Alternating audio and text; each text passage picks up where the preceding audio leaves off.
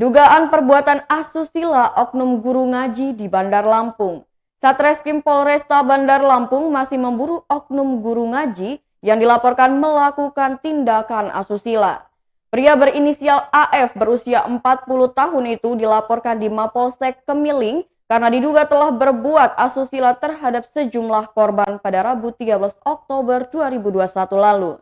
Kasat Reskrim Polresta Bandar Lampung, Kompol Devi Sujana mengatakan laporan tersebut sudah diambil alih Polresta Bandar Lampung.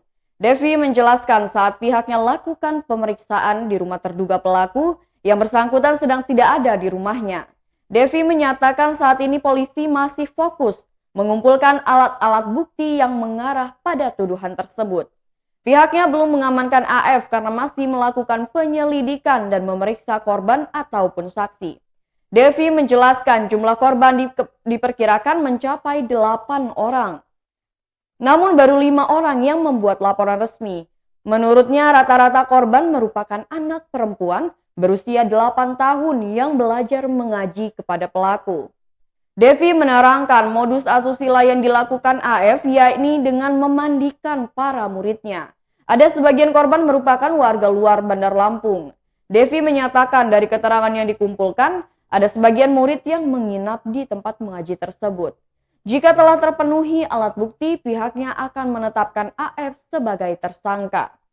Tersangka akan dijerat pasal 82 ayat 1 Undang-Undang Perlindungan Anak dengan sanksi berupa pidana penjara paling singkat 5 tahun dan paling lama 15 tahun. Ketua Komnas Perlindungan Anak Bandar Lampung Ahmad Aprilian Dipasa mengatakan pihaknya siap memberikan pendampingan terhadap para korban.